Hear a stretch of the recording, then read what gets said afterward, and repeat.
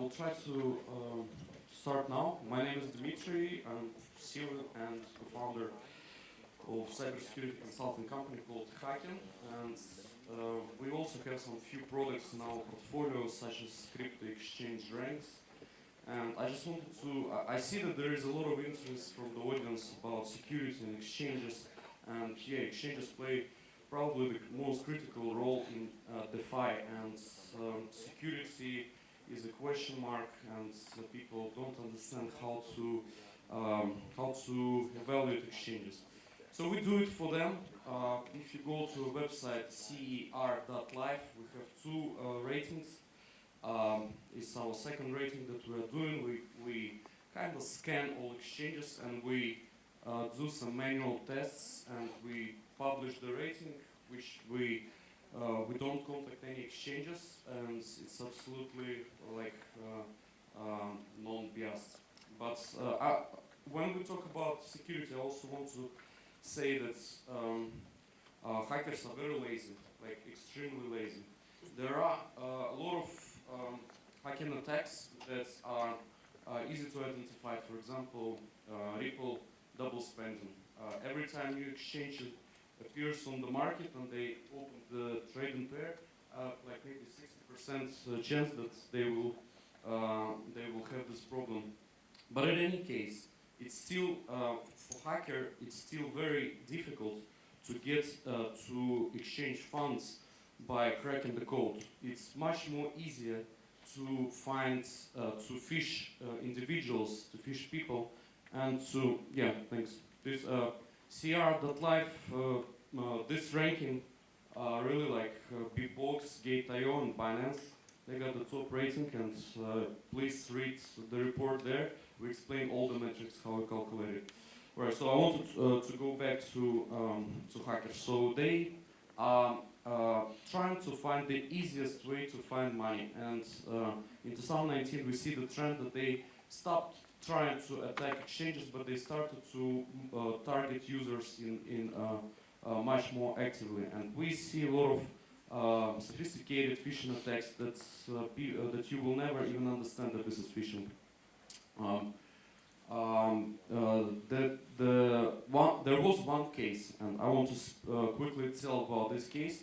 So yeah, it's true, we have around 2,000 white hat hackers in our community, and there was one guy who wrote me in Twitter and said, hey, I didn't sleep for two days. What happened? I hacked him, yes. Tell me more. So he received the link that installs the browser plugin into his and notify about all the giveaways in crypto, and he understood that this is phishing, but he was interested to know more about what is going on. He cracked the browser plugin and he understood that it's stealing cookies, and then he once more he tried to find where is the server who is receiving these cookies, and he kind of put the tool to intercept this information. And just in a few days he received around 3,000 emails, passwords, 2FAs, and even private keys from Binance, Coinbase, blockchain.com, and local bitcoins. And then he discovered that this is just a Russian guy who has the account in a famous forum of like Hacker.ru or something like this. And he was educating small boys, small children who likes IT, like 13, 14 years old boy, how to distribute this this plugin. And he even had the CRM system where the guys were receiving parts of the stolen money. So, you know, the phishing is kind of growing in terms of people and in terms of ways how they do it. But today I also wanted to speak a little bit, give a word to my Hacken blockchain security lead, Pavel Radchuk, and tell you more about that security and some technical educational content. Hello everyone. This part of the talk will be related to dApps, so let's start with the definition. Basically, a dApp is an application that is run over a decentralized P2P network. Who knows what's the biggest dApp right now? Someone knows? Basically, it's not a blockchain, it's BitTorrent and Tor network. These are biggest decentralized applications. But today I'll be talking mostly about Ethereum dApps that are built with Solidity smart contracts. The concept is very easy, and how the dApp should look like in 2019. It will be decentralized storage for front-end, for static content like JavaScript, HTML, and the blockchain as backend. And it should work like that. But we don't live in 2019. If you go from Ukrainian IP address to Radar Relay, it's like one of the biggest decentralized exchanges. It will say that Radar Relay is not available from your country.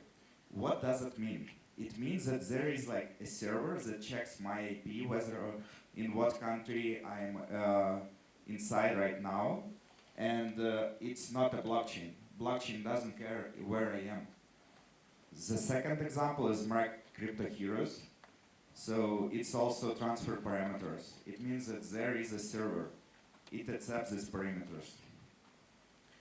If you go to CryptoKitties, it requires your email. It requires email. It means that there is a database, centralized database. So all these applications right now are combined, and the architecture is a bit different. We have UI, we have a lot of middleware, whereas like server, typically Node.js, databases, hosts, they can be like marketing software, support software, login, everything. And there are, of course, like blockchain smart contracts. So where is security? Most of people, when they are thinking about dApp security, they are thinking about smart contract audit only. And that's clever because like smart contract is the backend of the decentralized application. And of course it should be audited, like Kyber Network did like 4 audits for their smart contracts. It prevents from the vulnerabilities on the smart contract level, but only for that. And audit is not covering all other aspects of the security for dApps. So when we are talking about dApp security review, we are talking about both smart contract audit, but also audit for like all this middleware that can be used in the dApp and all the front end. So when we are doing reviews for dApps, we focus both on smart contracts and on front end. And the scope depends on the architecture. So basically, there are 2 vulnerabilities that can be present in any dApp. It's cross-site scripting. It's a type of injection in which a malicious attacker can execute JavaScript code on your machine. And also servers misconfiguration if the front end or static content is stored somewhere for this middleware. But if applications uses centralized database, there can be also SQL injection. There can be authentication mechanism. There can be XXE and all the other web vulnerabilities related to dApps. I have a small demo. So it's Solidity smart contract. It's really simple. It's called KYC. What it does, it has several functions. So what we actually need is set value function and get value function. It simulates like KYC, and when you want to submit your name for address, you call set value, and there is a map that stores the value of the for your address. So you can set your name, and it will be available to anyone, and only you can set for your address. And there is like get value function. It allows any user, for example, admin, to get the value for any address. This is demo. So we can enter your name is KYC, and we submit transaction, and after that, After that, admin can check for this address, and we got hacking. But if attacker does malicious like transaction with JavaScript injection like XSS, and then admin executes like get value function for that address, the script will be executed. It's actually executed with delay, and then it says you transfer me your Ether.